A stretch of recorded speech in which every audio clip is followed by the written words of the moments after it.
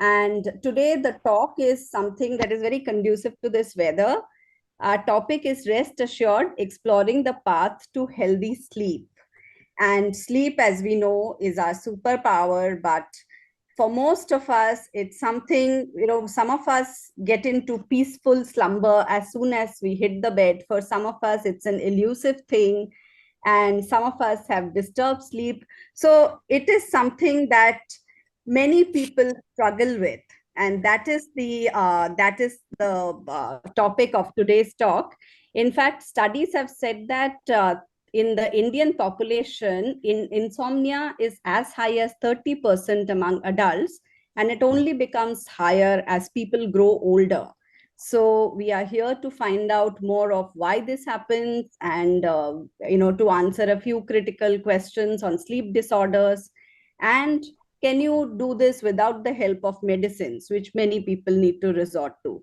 So before we go ahead, this is an open event, and these are the kind of events that we at Silver Talkies do as part of our awareness and outreach activities. So a little bit about us before we start off the talk. Silver Talkies, as most of you know, is a social impact organization, and our aim is to make loneliness, isolation, lack of community support a non-issue for every older adult.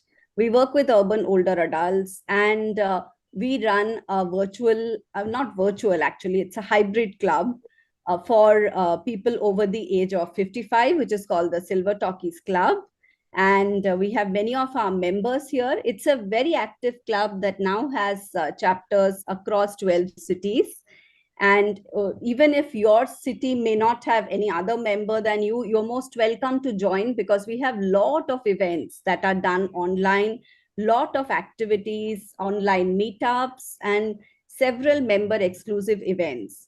Apart from this, members also get access to various services such as volunteer support, tie-ups with service providers, second career help, multiple things. And most of all, you get to become part of a really active, friendly, and supportive community of very wise and skilled older adults.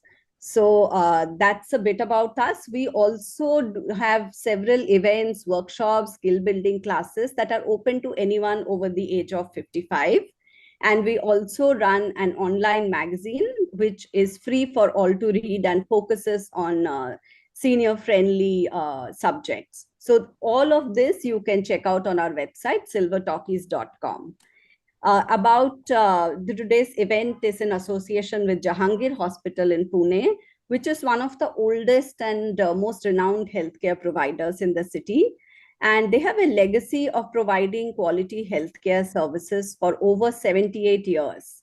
And they have all the necessary accreditations such as NABH, NABL, and ISO, and they are a 350-bed hospital with 85 fully equipped ICU beds.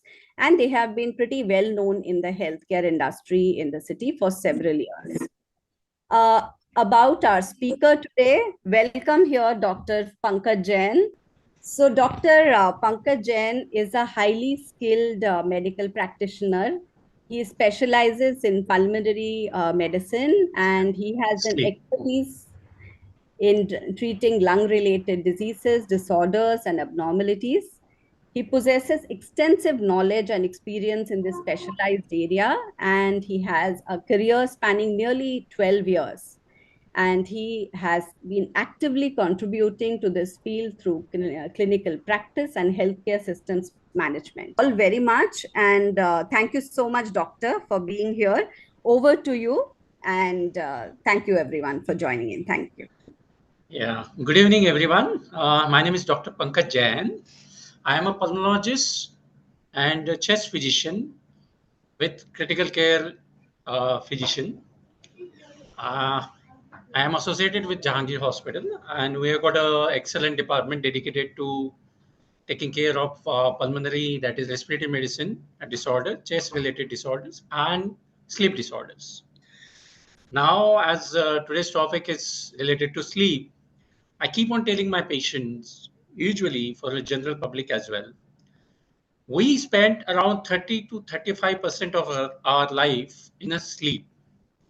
But in generally, when we talk about disorder, disease, problems, nobody refers or takes care about the quality of sleep, duration of the sleep, because that disorders or problems related to sleep are usually taken casually, or they are not considered as a disorder enough to consult a doctor or sleep physician, or there is little in terms of medicine there is a taboo involved that these all are sedatives and there will be addiction and all.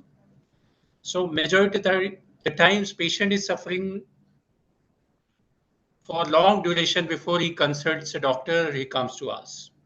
So I'll just briefly cover the what is the sleep and why it is required in general, and what are the disorders which are common in particularly senior citizens, or as ma'am mentioned, the members of silver talkies are more than 55 years of age in that population, and the what are the diagnostic tests are there which we can do to diagnose the disease, or how we can help to the patient so that he can have a good quality sleep and get rid of his problem.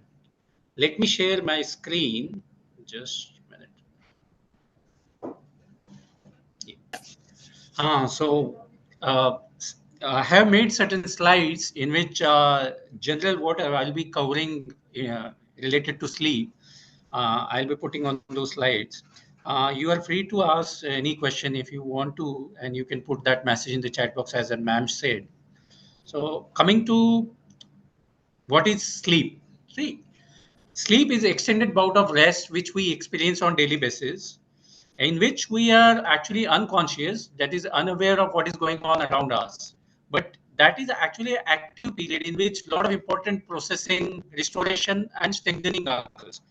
Whatever fatigue or energy we have used in our day, we try to restore, our body tries to restore the function of those muscles, organs during the night time.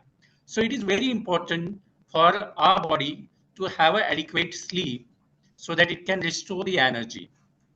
Now, this slide is related to actual sleep and its part. If somebody is interested to know, then they can go through the slides. There are two types of sleep which when we do a sleep study, we can actually see there are two types of sleeps: REM sleep and NREM sleep. Now, REM stands for rapid eye movement sleep, and NREM as you can make a non-rapid eye movement sleep. And there are different stages in NREM sleep itself. There are three stages: one, two, three. Every stage has got its own function, and we can diagnose that on the basis of sleep study. It's bit in detail, so we can just skip this thing and move forward. So why is sleep important? See, good sleep is a physical plus mental well-being. As we are aware, World Health Organization defines health as a state of physical and mental well-being. So good sleep gives us both the benefits. One is physical rest and mental rest. So both ways, sleep is very important. And when I mention good sleep, that means I'm talking about quality of the sleep and not just the duration of the sleep. So occasional night, sometimes we do have late nights due to our occupation, job, or some function, social function or something. That occasional night without sleep do make us feel tired next day, but doesn't affect our health, because next day onwards or after that period, we come back to our routine sleep pattern. But if this keeps on happening frequently, or we get a several sleepless nights, then we may start feeling tired all the time, or it's just difficult to concentrate. I've seen people are not having exactly tired feeling, but they find it difficult to concentrate, doing a fine job or calculations, and it becomes hard to make decisions for them. It becomes some people become irritable, they get angry, short tempered because they are not getting adequate sleep. So why we exactly sleep? What happens exactly during sleep?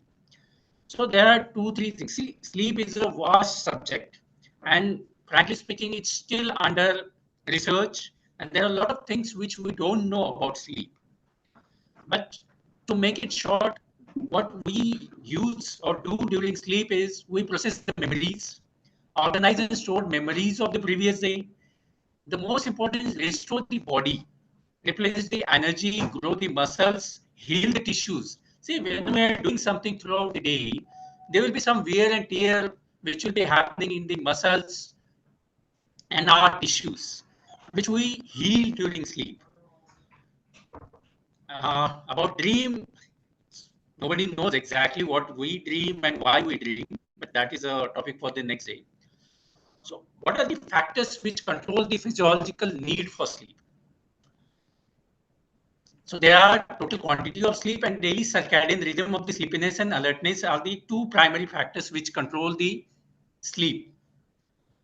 As I mentioned, normal sleep progresses through number of stages and rapid eye movement sleep and NREM sleep.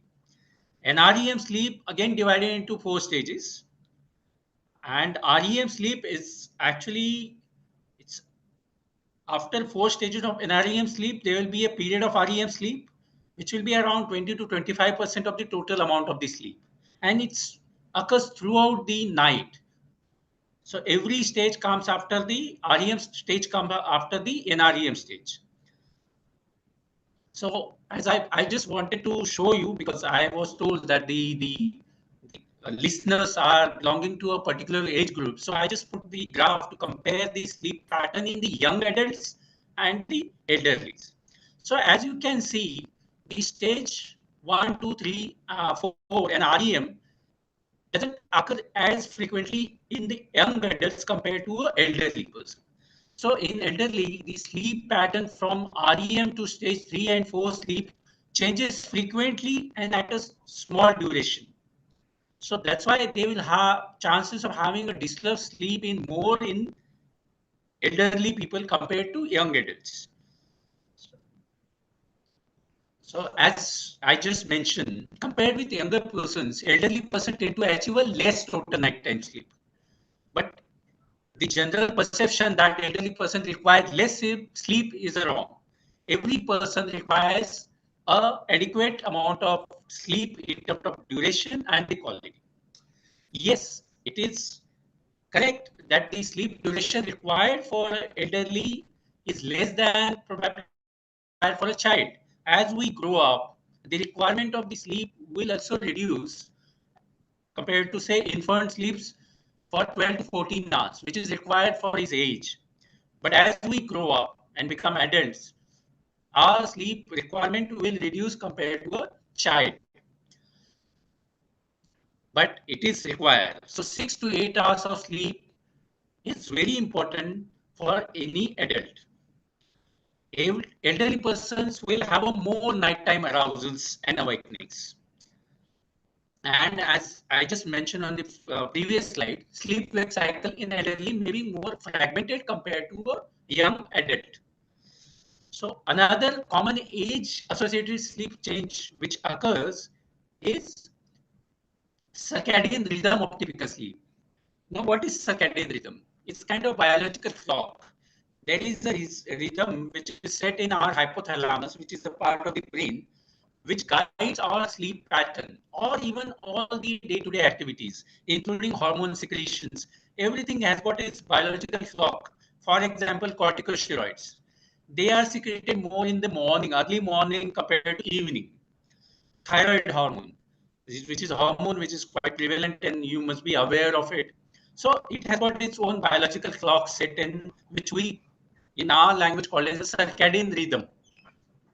So obviously, although there be some exceptions, but elderly person tend to go to sleep earlier in the evening and awaken earlier in the morning.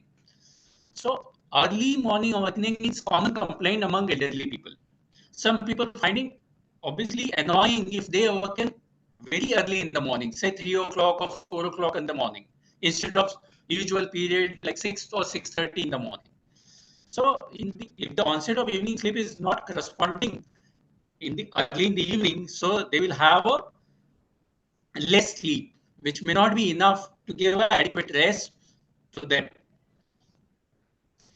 In some people, there is something called night owl pattern with bedtime delayed until the early mornings. So they try to sleep, but they don't get to sleep till early in the morning. Say some people will have a good sleep or fall asleep. They will fall asleep at 3 o'clock or 4 o'clock in the morning. So they will tend to sleep for morning period and will get up at 9 o'clock or 10 o'clock in the morning.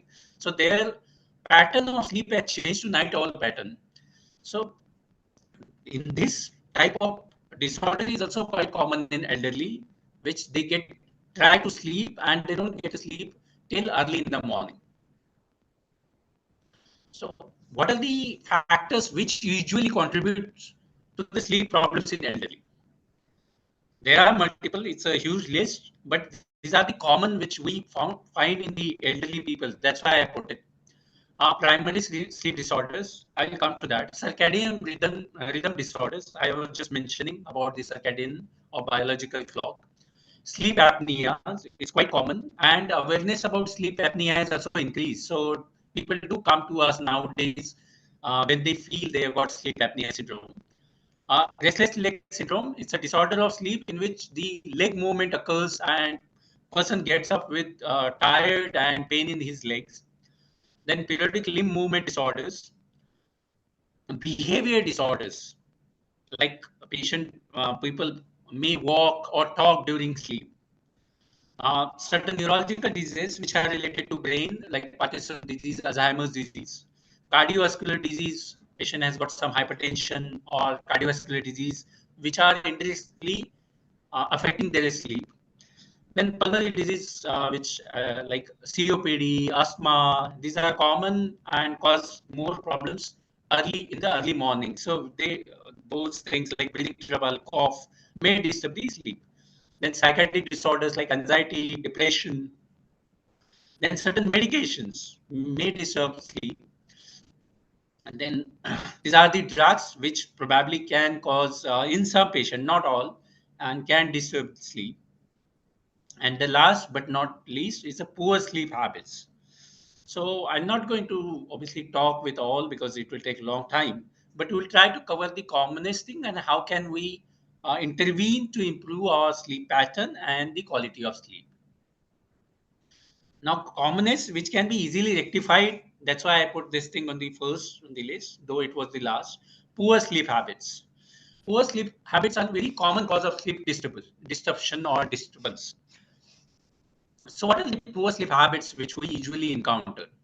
Irregular sleep wake patterns related to lifestyle or work requirements. Somebody have night duties or late nights requirement due to his job, and that undermines the ability of circadian system. Then there are certain beverages or foods which will cause a disturbance in the sleep or quality of sleep. For example, common is coffee, caffeine. Caffeine intake can continue having alerting effects because it's very stimulating. So consumption of caffeine-containing beverages in the afternoon or 6 hours before the usual time of the sleep can impair the nighttime sleep. Then one of the other commonest beverage is alcohol. Though it's misconception that is the sedating, it prevents the deeper sleep and patient usually goes into REM sleep, which increases the arousals during the later part of the night. Then another which I usually found practical is excessive wakeful time in the bed. So a lot of people spend even daytime in the same bed where they usually sleep. That is not a good practice. If you tend to spend a lot of time during daytime when you are not sleeping on the same bed where you sleep or on the bed itself, can disturb the sleep and it's not a good sleeping habit. Then there are certain medical illnesses which are common usually in the elderly, like arthritis, joint pain, knee pain, and it will disturb the sleep. Then common is another common disorder which is common in elderly, in obviously in males, is prostatic hypertrophy. Like prostate is a gland which is present in all the males, it's not there in the females, lady. So in males, it increases in size as age progresses. It's a normal physiological that the size of the prostate increases with the age. But when the size of the prostate increases, it starts to impinge on the bladder, which is the urinary bladder. So person has to get up for urination frequently, and he cannot pass the adequate amount of urine. So he gets a feeling that he has not emptied the bladder completely, and he keeps on getting up to empty the bladder, and that is common symptom of prostate hyperplasia. Then there are certain cardiovascular and gastrointestinal disorders, pulmonary disease, as I mentioned about the cough, breathing trouble. So the other problem which can cause sleep disorders, which is quite common in elderly, is medications. See, it's quite common for elderly people to have some comorbidities. Commonest is diabetes and hypertension. So the drugs which are given to treat these diseases may disturb sleep. For example, for hypertension, if somebody is prescribed diuretic, so patient may have to get up to pass urine, and it will end up disturbing his sleep. So there are certain drugs which will have a sedating effects as a side effect of that particular drug, and it will disturb the sleep. So these are also common reason which can cause a disruption of the sleep. Then psychiatric disorders. So there is common misconception that if somebody has got a depression, so it should be visible on his face. Like I have seen people saying, no, he keeps on smiling, he keeps on sharing jokes. How can be he in depression? But it's not like that. So depression, be it anxiety disorder, it may not be visible outward when patient behavior with you as a friend or among the family members.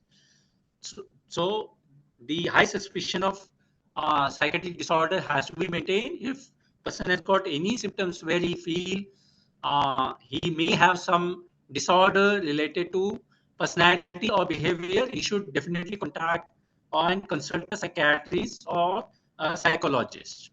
So that those disorder also directly impact the sleep and quality of sleep.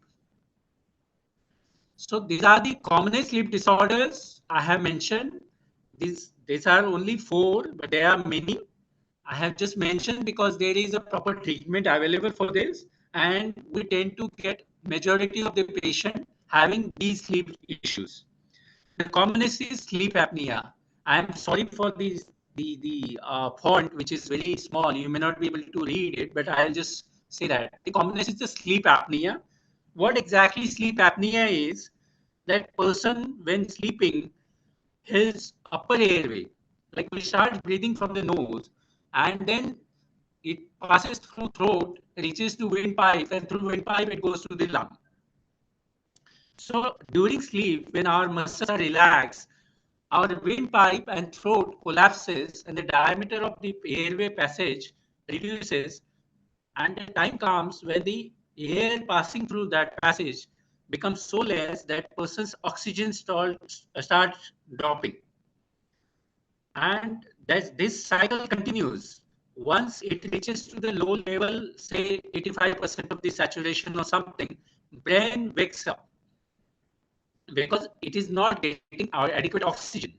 And persons subconsciously wakes up, increases the tone of his muscles of the neck, and the diameter of that passage of airway passage opens and increases, and sleep that breathing is restored, and his oxygen again improves, and person goes back to sleep. This cycle continues throughout the night. The apnea stands for reduction in the oxygenation in the body due to kind of choking or suffocation he is feeling during his sleep, but he is not exactly aware of it.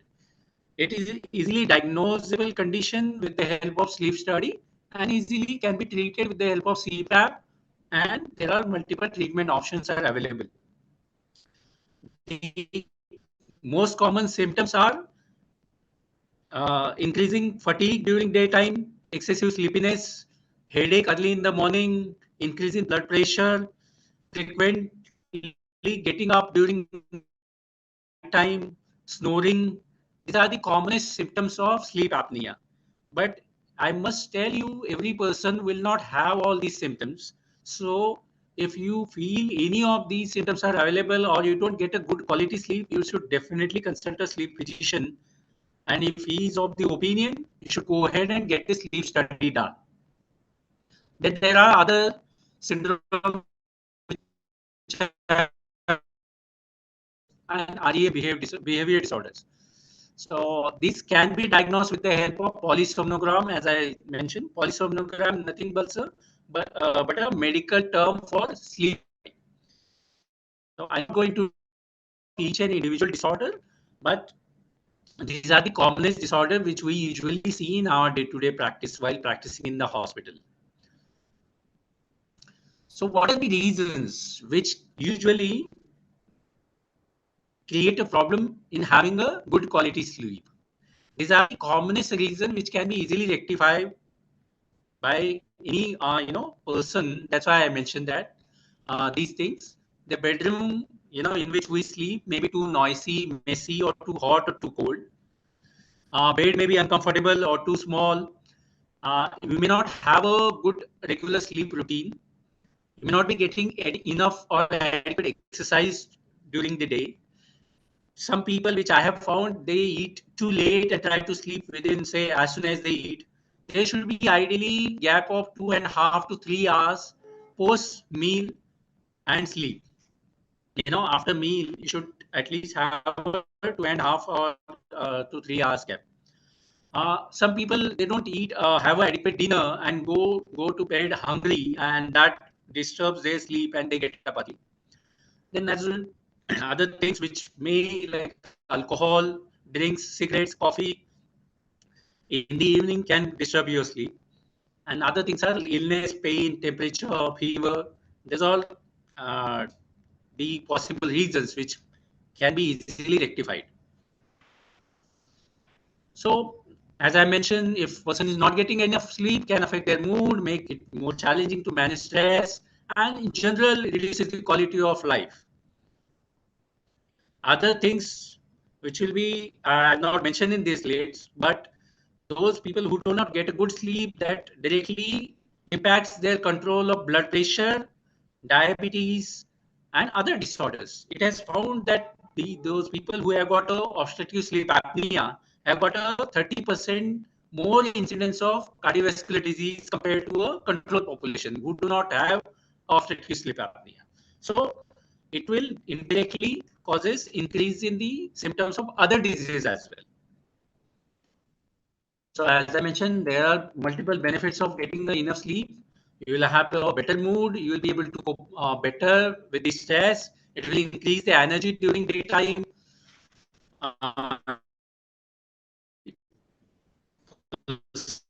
Will be able to better focus and concentrate, lead to decrease in accidents and injuries, and it will help in controlling the other diseases like hypertension, diabetes, and other lifestyle diseases. So what are the things which can directly lead to a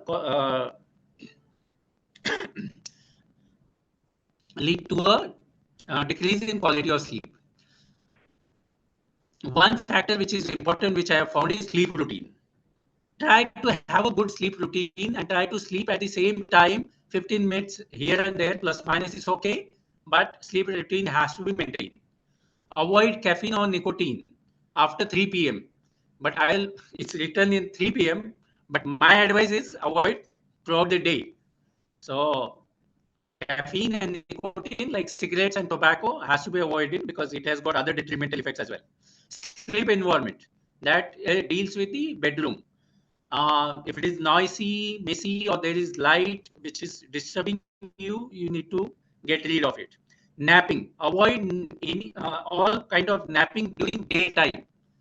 So even if it is more, so I have mentioned about 30 minutes, but should not be any nap during daytime, so that you will have a nice sleep during night.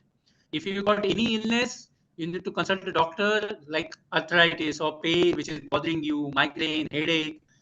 It has to be taken care of. Then large meal before bed. Avoid large meals before bed. The breakfast should be heaviest and the dinner should be lightest meal of the day. Then commonest, another which is nowadays we are encountering is phones and tech devices. Avoid phone exposure to 2 hours before your usual time of sleep. So switch it off or put it on silent mode and do not surf internet or anything just before sleep, preferably 2 hours. Physical activity. Physical activity is fine, but do not do a heavily exerting activity 4 to 6 hours before the usual time of the sleep. So battery is getting low. So these are the commonest intervention you can do to improve the sleep.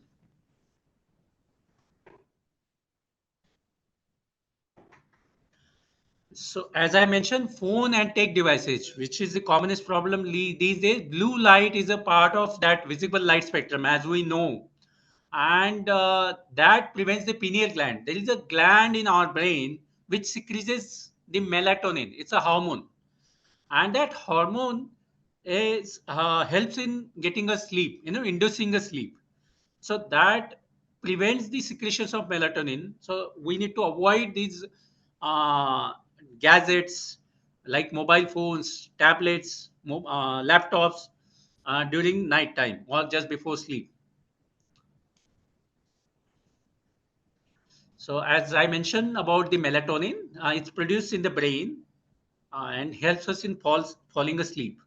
Youth releases melatonin much later in the evening, and that releases to changes the sleep wake cycle. In fact, melatonin is available in the market in the form of tablet, and it is used many times as a prescription medicine to patients who are having insomnia. But there are specific indications. Should not take it over the counter on your own. Okay. As I mentioned about the beverages, it disturbs your sleep because it stimulates the secretions of dopamine. It's a stimulating hormone or a chemical this thing, um, and that leads to insomnia and it disturbs your sleep. So you need to avoid consumption of caffeine containing beverages at least 6 hours before usual bedtime. So, as I mentioned, coffee is the most potent and most consumed caffeinated beverage, and soda is also one of the other thing which will disturb the sleep. Again, I am emphasizing on the sleep habits, regularity, avoidance of excessive time in the bed, relaxing bedtime routine, daily activity, and avoidance of the caffeine and all. Again, another factor which is beverage or tobacco, nicotine. Tobacco contains nicotine. It's again a powerful stimulant and increases the blood pressure and heart rate, makes a person more alert and awake, and that will disturb your sleep. So, what are the sleep tips? I'm not sure you will be able to read this thing, but I'll just read it for you. So, you just make a list and plan ahead. So there is a stress is very important factor which disturbs the sleep. So if you just make it a kind of diary and make sure, is there anything which is worrying you? Do you have any task which is causing you a stress? So clear your mind about that. Second, bedtime routine. Again, which I mentioned about, go to bed on the particular time and including on the weekends. This will help your body to develop a regular sleep rhythm, and that includes a snack, reading, shower, all the day-to-day activities we do. Try to do it on particular time. Then again, the sleep environment, calming practices. Try an evening walk, read some book which you calms you. Do some meditation. If you are a particularly religious person, you can do that, which you helps in calming. Some focus building exercises will help you. Avoid nicotine, keep bedtime tech free, as I mentioned about tablets, mobile phones, and screens. Then no clock watching. That is again one of the habit. A lot of people complain that they try to sleep. There are two types of sleeping issues which usually people face. One is initiation of sleep. Like people don't get sleep. Some people have a good initiation of the sleep, but they have got a problem in maintaining the sleep. Like they will sleep and get a within say 2 hours of sleep and they don't get a sleep later on. So do not watch the clock. Like they keep on getting up every 10 15 minutes. Oh, it's like 10:30, I'm not getting sleep. 11 o'clock, I'm not getting. That leads to increase in anxiety and disturb your sleep. So no clock watching during sleep. You can track your sleep, maintain a diary. What was the problem? Was there any medical condition affecting you? Are you having any joint pain or pain in your belly, or you had some cough or breathing issue or headache? Anything, you can maintain that, take care of that on the next morning, or anything which is bothering you. Then food, as do not go hungry to bed, but do not have a heavy meal just before sleep. No naps. Do not take any nap during the daytime. Avoid caffeine again, and get moving. Keep your body moving. Get some fresh air. So do not spend your day in a bedroom or on a bed which you usually use for sleep. So you should, even if elderly who has got some breathing issues, or for example they are on oxygen or something, they may not be able to leave house, so still they should try to make an effort. At least you should go for walk if you don't have any job, or you're not working, or retired person. But move outdoors, have some hobby, have plan some meeting with your contemporaries, and you should leave the house or bedroom during the daytime. You should enter the bedroom at the sleep time only. Now this is the commonest factor which I encounter, like stress and anxiety. So I have put this thing in the slide. Sorry. Yeah. So how to deal with the stress at bedtime? There are a lot of things which help. Some people find relaxing music or taking shower or going for walk help them in calming or relaxation. So you can find out the way. There are so many ways. You can make a to-do list, and which is bothering you, or if something which have some hobby or something, you can have that thing which will help you in relaxing. So there are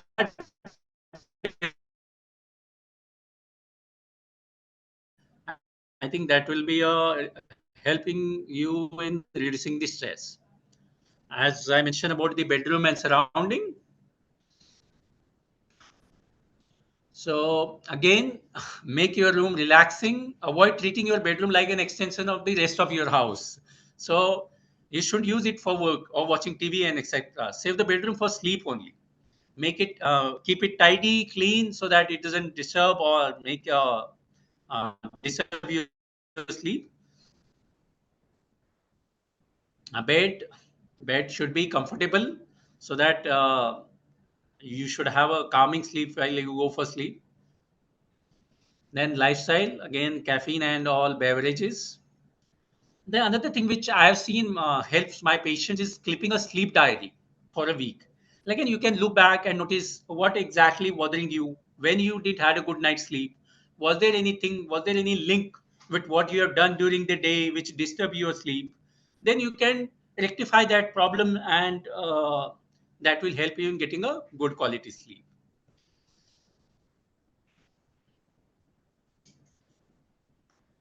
So it is believed that exercising close to bedtime, and it is not believed, it is proven that exercise heavy, particularly at the close to bedtime, does disturb your sleep. What happens is when we do some heavy work, just at the time of bedtime or close to bedtime, it increases our sympathetic supply. Our heart rate increases, and we become more alert.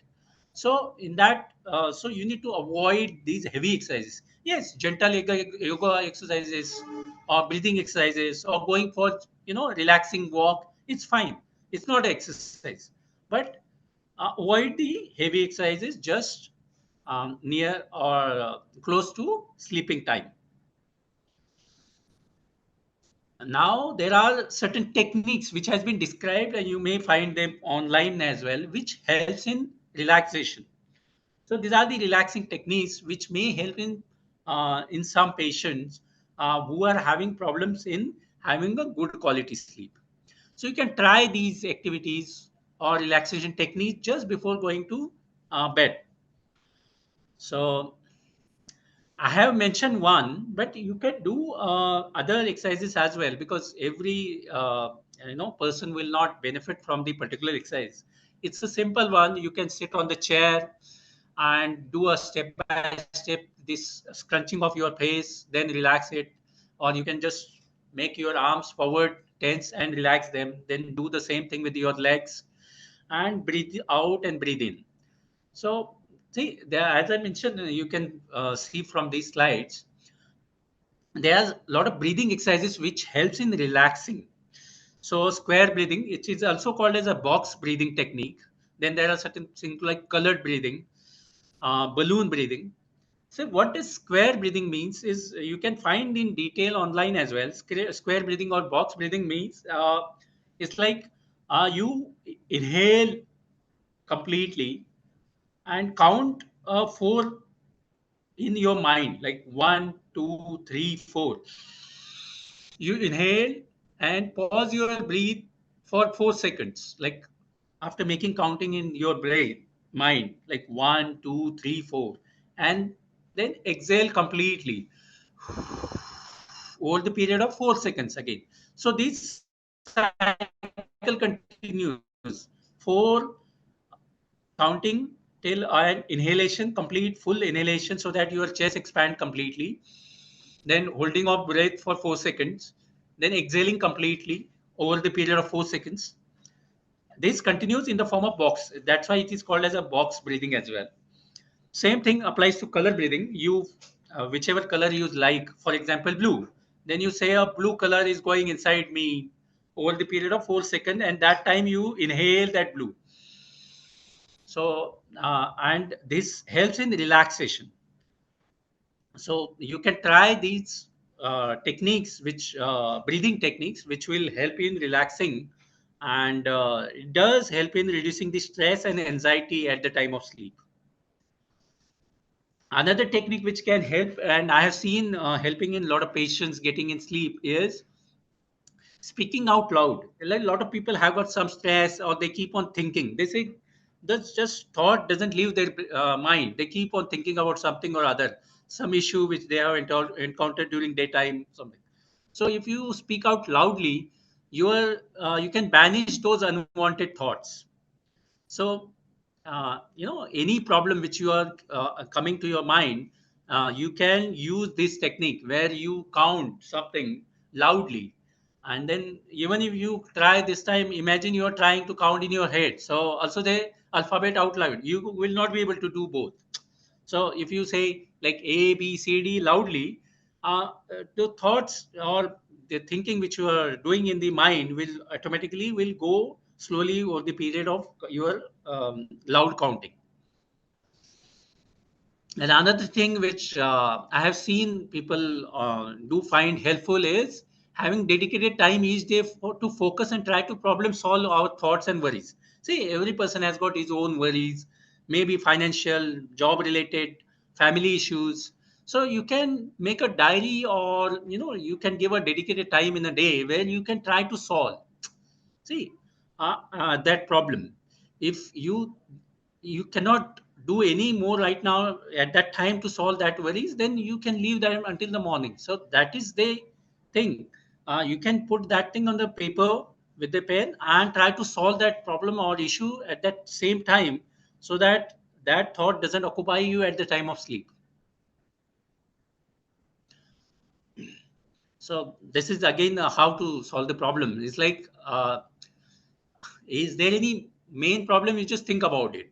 So if that is worrying you and stopping you from sleep, then think of as many solution as you can for that particular problem, and pick the solution that you think the most suitable to start with. So, and try to solve that problem this way. Like, you find out the problem, then what are the actions which can help in solving the problem, and then evaluate that solution has help in problem solving or not. You can try doing this thing as well. See, these are the techniques which actually help in relaxation, because the insomnia, which is quite common problem in elderly, the biggest factor which I have seen is the stress or anxiety or worry or thoughts which refuse to leave their mind at the time of sleep. So you can take care of these problems with the help of these techniques. And And in spite of doing these things, if you not solving, I mean these things are not solving or helping you to solve your problem, you can always consult a healthcare provider. So what are the options which healthcare provider can offer you? Yes, obviously there are medications, medicines which will help you in sleeping calmly. So there are medications which can be briefly or broadly divided, can be divided into two types.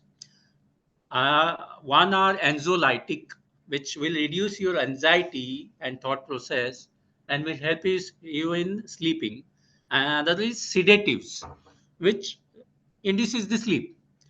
So depending on your problem, you consult a doctor and who will just examine you that what is the problem which is causing you or disturbing your sleep and advise you medication accordingly. In my practice, I use medications which helps in producing getting a good sleep to the patient, but that is usually a last resort because uh, we have to find out the reason which may be disturbing the patient's sleep, and that reason or etiology can be corrected well, then we should always try to correct that underlying cause instead of giving or prescribing a sedative to the patient. So if any of you have got any question related to sleep in general or any disease in particular, you can ask me. The commonest disease, as I mentioned, are related to sleep, obviously, are two. It's sleep apnea and insomnia. So you can ask any question, but these are the commonest disorders. And both can be diagnosed or can be worked up with the help of sleep study, which is called as polysomnography. That sleep study, I'll just cover it briefly. Sleep study is you go to the center, sleep study center, where the sleep study is available, and the person is supposed to sleep there for throughout the night, at least 6 hours minimum. And there are different electrodes and gadgets and devices will be attached to him, like a oxygen oximeter, blood pressure meter, eeg, electroencephalogram, where electrodes are put in the brain, scalp. Then and his sleep will be monitored throughout the night, and in the morning we'll have a report and will be interpreted by a sleep physician, and we can diagnose the sleep disorders depending on that polysomnogram. So a person has got, say, um, obstructive sleep apnea or mixed sleep apnea, or periodic limb movement disorder. uh, these are the examples. It can be diagnosed on the basis of polysomnogram. Thank you for patient hearing, and I'm really sorry for that breaking of voice and all. Thank you, So doctor. if Thank you so much. And we already have a lot of questions in the chat box, but okay, wanted to ask you something since you mentioned the sleep study centers. So, are yeah, these available across India with most hospitals? Are they independent? Could you let us know a bit more about it? yes. Uh, the sleep study, see polysomnogram, there are different stages of sleep study as well. Phase, what like phase one, two, three, four. So, and depending on the patient's symptom, he may require stage or phase four or three study, or phase one will be sufficient. But these are widely available in almost all the tertiary care centers across the country. Other thing is they are even available at home. Like there are two types of sleep studies. Home based study, because what happens is patient who is having sleeping in his particular bedroom on his bed may not be able to sleep in the hospital environment. Like a bed is new for him. So and the test relies on his sleep. So I have seen patient is coming at 10 o'clock in the night, and he didn't got sleep throughout the night, and we couldn't do the sleep study. So home-based studies are also available nowadays. So technician will come with the sleep study equipment at the person's home, and he can do the same sleep study at home, except the Stage 3 study, because that requires a heavy equipment which is not possible and it's not portable. But the initial phases of sleep study can be done at home, and they are widely available. And even you can call them. There are these hospitals, including our hospital, and our hospital also provides both the options depending on the need. Patient can undergo the sleep study inside the hospital, or he can do a home based study where our technician visit with the portable machine and get the sleep study done there. But it has to be interpreted by a expert who is sleep study physician. That's it. Okay, thank you for clearing that up for us. Mr. Joshi, I'll come to you. I'll just take some of the questions which are already there. So the first question we have is some patients complain of chronic insomnia due to excessive dreams. How do you manage them? And there's another part to the question. What is the role of Brahmari Pranayam in solving insomnia? Okay. You mentioned excessive drink. No, no, no. Huh? Excessive dreams. Dreams. Okay, Suppose dreams. dreams. Okay. Yes. Yeah. The thing is, excessive dreams. Actually, what happens is there is particular stage of sleep, that is REM sleep, rapid eye movement sleep. In that sleep, we dream. So what happens is that those dreams do disturb sleep in terms of quality of sleep. So patient is sleeping, apparently he is not getting a good quality sleep, and that leads to insomnia. Now there are two things. Person who is having excessive insomnia and having a daytime sleepiness and fatigue should be investigated for with the help of sleep study, because it can be easily diagnosable condition and can be treatable. Avoidance of dream is exactly is not known why and how we can treat and why exactly we get a dream, frankly speaking. So what we do is we try to reduce that stage of the sleep in which we usually dream. So if we can find out the cause, if there is something correctable sleep disorder, for example, he has got apnea during sleep. If we correct the apnea, patient will get a good quality sleep and his stages of NREM sleep will increase. So if the duration of NREM sleep increases, or all the stages of NREM sleep increases, he will not get a stage of the sleep in which dreams usually occur. So that way we can reduce the dreams by reducing the stage of sleep which usually leads to a dreams. That way we can help the patient. If Okay. polysomnogram is also normal or is not showing any correctable disorder, I'm just taking the possibilities. Then there are certain medications which can help in again increasing the duration of the stage of the sleep in which dream doesn't occur, and patient will have a good sleep. But is he candidate for a medication or some device? That has to be found out with the help of sleep study. Okay. Would you like to answer the Brahmari Pranayam part of the Yes, question? yes, yes. I'm sorry, I forgot. Yes, that pranayam. Sorry, I think yeah, pranayam and all these things do help in improving the quality of sleep and the initiation of sleep, because these techniques are, if you know effectively, are relaxation techniques. See, pranayam, yoga, these are very important breathing exercises which helps in relaxing the person and his body, and that will improve his sleep quality. That way, it will be helpful. So, if you doing breathing exercises like pranayam, I'll definitely advise you to go ahead and do these things, because they will improve the quality of sleep and duration of the sleep. The only thing is, don't do a heavy exercises just before the time of the sleep. That's it. Rest you can do, because these are all relaxation techniques, and that will be definitely helpful in getting a quality sleep. Thank you. Sure. So Mr. Jambunathan has asked, what is the quantum of sleep every day for an older person? 6 hours minimum sleep for any adult even elderly, even if he is more than 55 or 60 years of age. And I would like to emphasize on the not just the duration of 6 hours.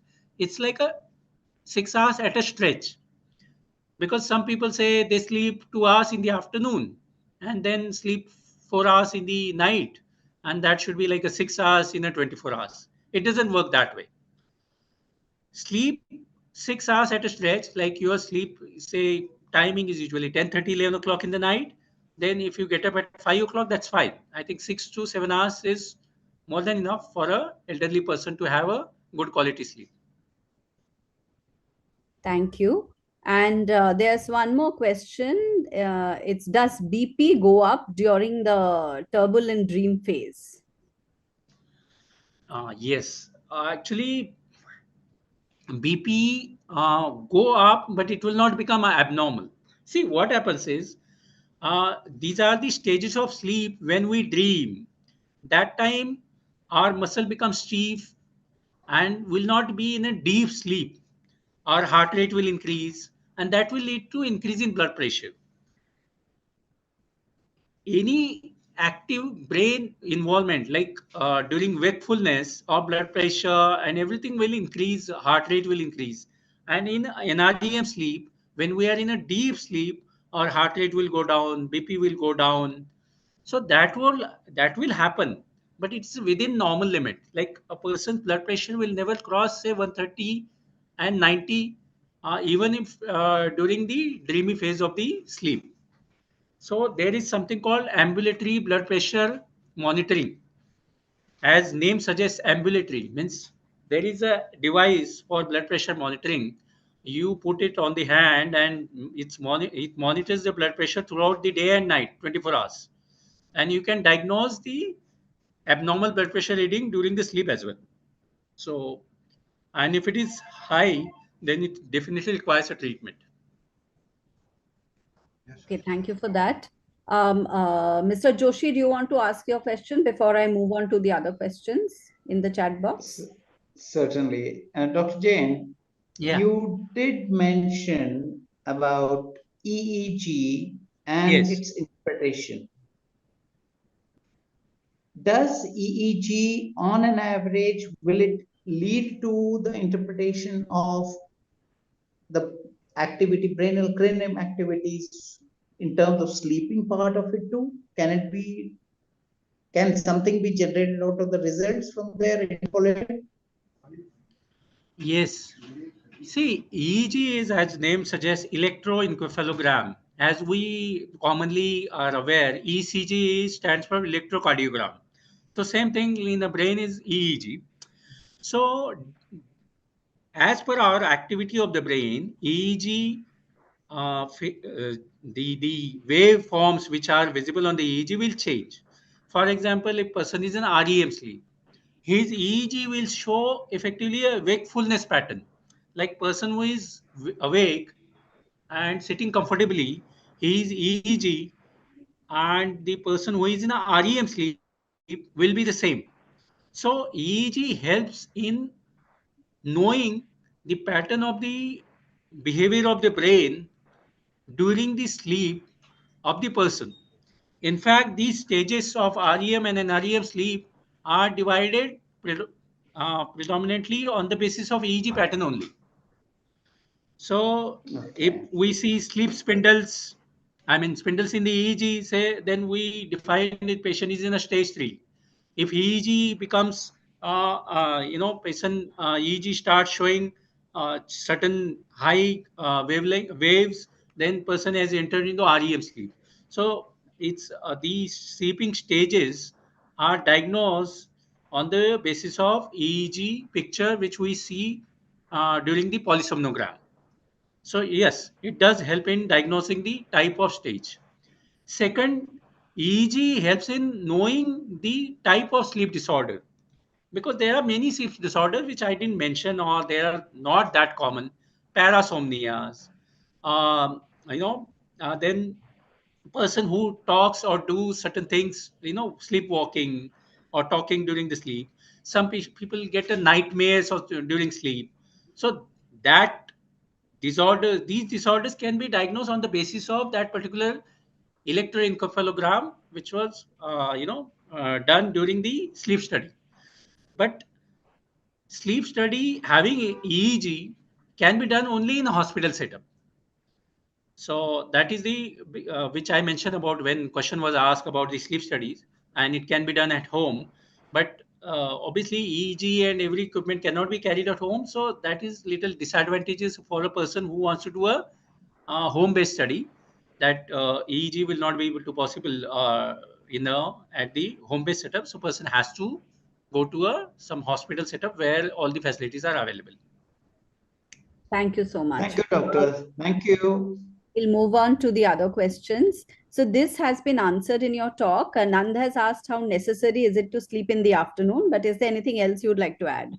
Yeah, I just want to add that you need to avoid sleeping in the afternoon because, particularly, nap of more than 30 minutes.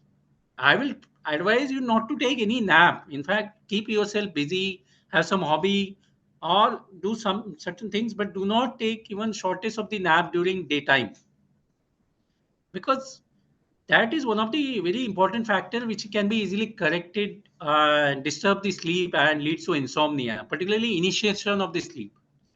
Like people go to bed and they do not get the sleep and they keep on looking at the watch frequently, and that leads to insomnia. Like, you know, so Okay, avoid all kind of naps. thank you. Noted. Saras has asked, are there side effects to melatonin? No, melatonin is yes, obviously it's a chemical compound. There are side effects for almost every drug, including paracetamol, crocin, but that is a theoretical part of it. Usually, in practice, majority of the people can tolerate melatonin without any problem.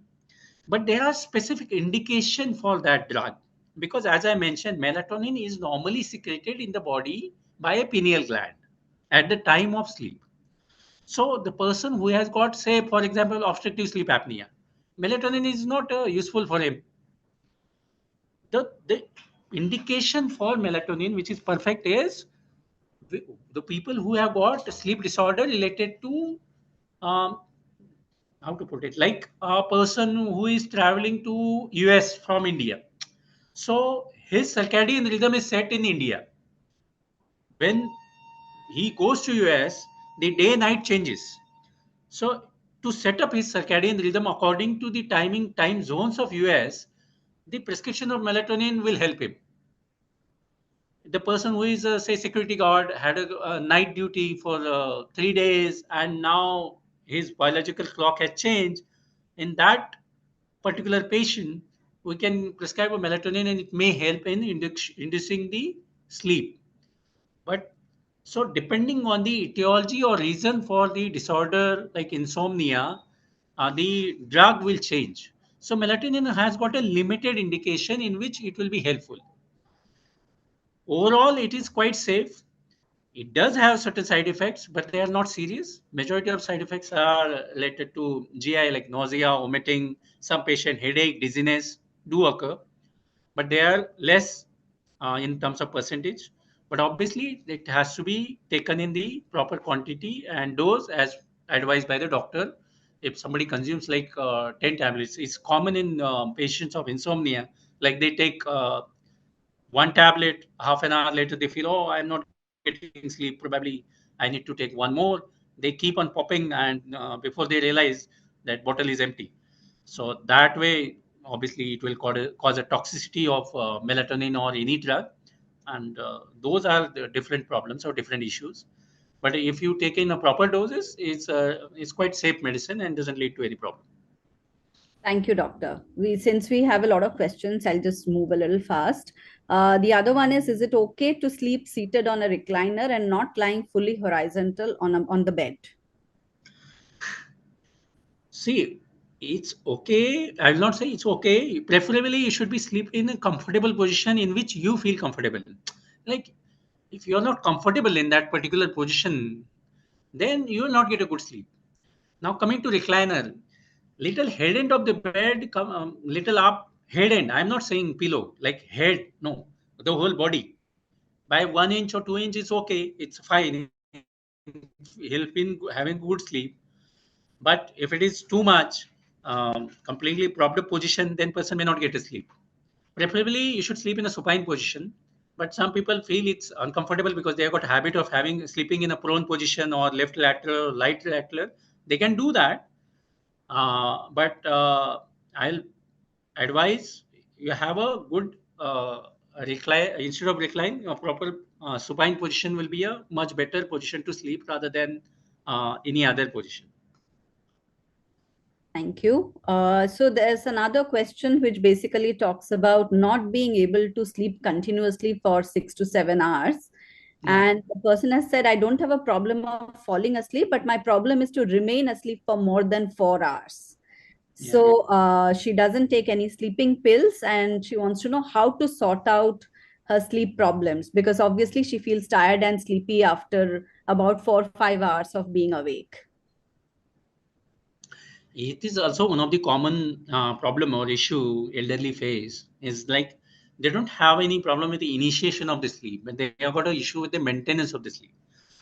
So once you fall asleep, they do not continue, their sleep, and they will get up with, say, within say 3 or 4 hours or 5 hours.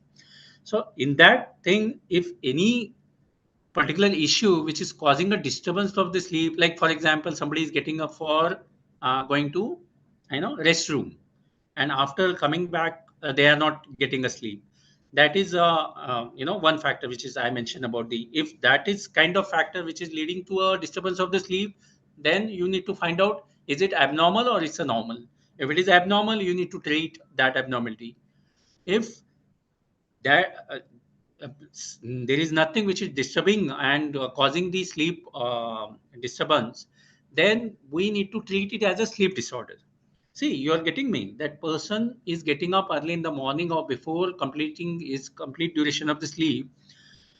If there is some causative factor which is actually bothering or disturbing his sleep, then we need to take care of that underlying factor, which is common in men, where they have to get up to pass urine because of their prostatic hyperplasia.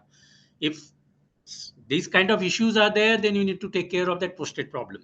If these issues are not there, then you have to treat it as a sleep disorder and treat accordingly. Okay, thank you.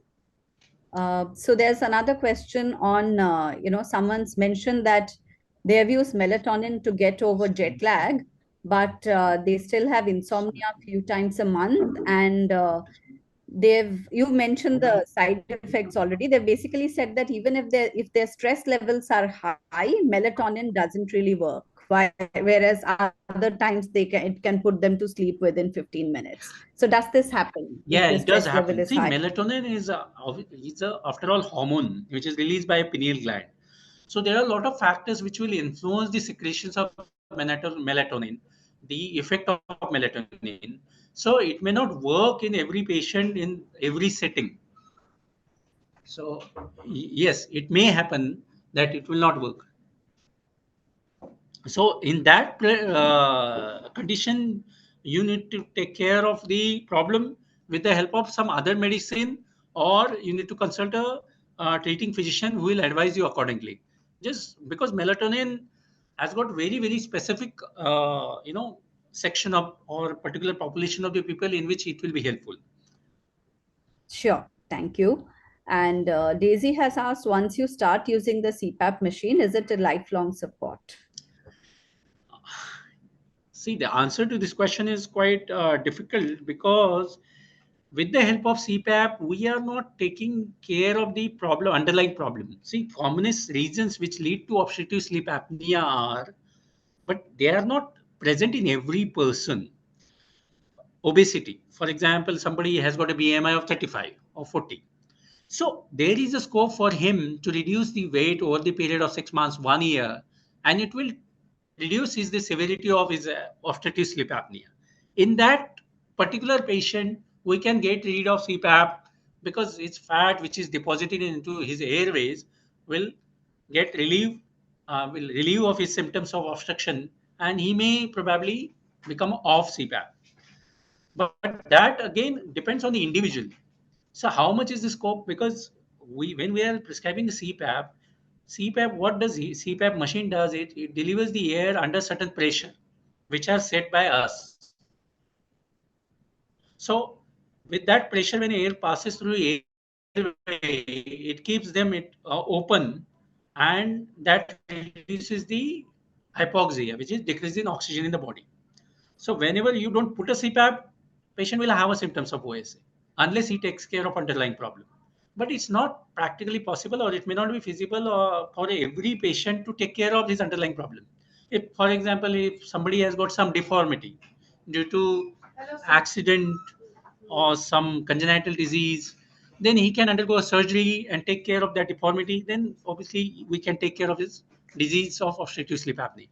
But majority of the patients, the underlying cause for OSA is obesity, and the weight reduction does help in taking care of the severity of OSA, and they may become off CPAP over the period of 6 months to 1 year. But still, I will not give a generalized answer that CPAP can be, removed in all the patients. It depends on the individual to individual and varies from person to person. Of course. Thank you for that.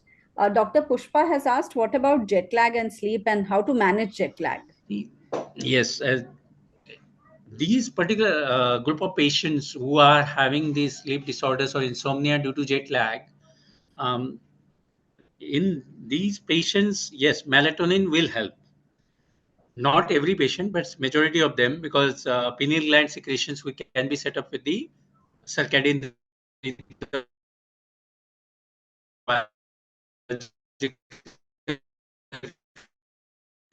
of our body.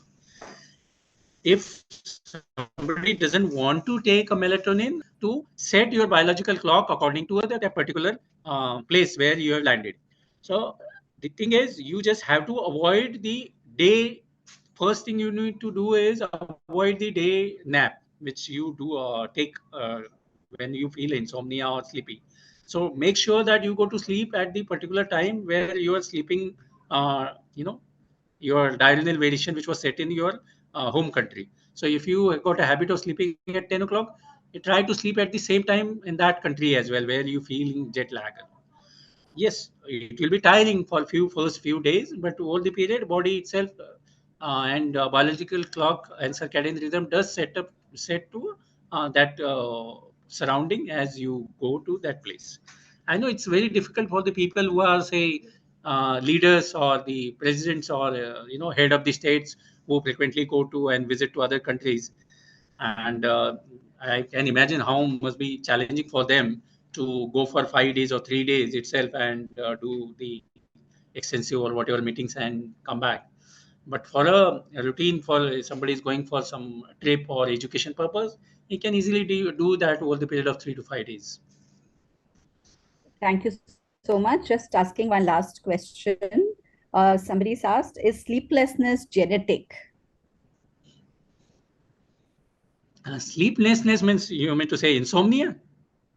I'm guessing that's the thing. It's come to me. I'm guessing that's No, the thing. there are genetic. See, there is no. There are many genetic disorders which may manifest as an insomnia and secondary to that particular disorder. But insomnia, sleep disorder per se, particularly sleeplessness, is not genetic.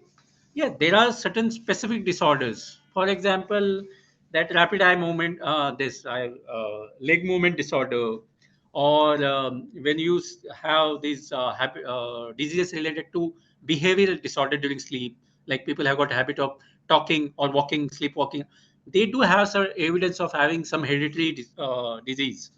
But insomnia or sleeplessness doesn't have any genetic component to it. Yeah, thank you. There's just one more. Which yoga is for sleep? And then we can close after that. We've kept you Yoga, for a see, long I'm time. not saying which yoga or which asana which helps. Idea behind saying yoga is again a relaxation exercise. Like a person who is, if you are doing some asana, I say tell you that Shirshasana is good for sleep. But if you are not comfortable in doing that particular asana, you are not going to get a good sleep. The idea behind doing yoga or music therapy or all these things is relaxing a person. So it varies from individual to individual. So when I said do yoga, my point was breathing exercises, like a breathing pattern which we do a yoga. Yoga has got two components. One is what we do in terms of asanas and all. Another is breathing, exhalation, inhalation. And those are more comforting and relaxing than actual doing some asana. So I will advise you to do a pranayama on all which was asked earlier, rather than stressing on doing a particular form of yoga and exercise. So it's not exercise; it's more of a relaxation. So whatever you find relaxing, comforting, you do that. Thank you very much, Doctor. I think we don't have any more questions. So thank you for giving us a lot of your time and explaining everything very, very patiently. And thank you all for staying on till the Yeah. end and attending the Thanks a event. lot for giving me chance, and I really enjoyed answering your questions and all. If any doubt or any problem, you can always consult me. I am here every day. I mean, obviously, for people who are based in Pune. Anyway, thanks a lot. Thank you so much, Thank you Doctor. very much. Thank you.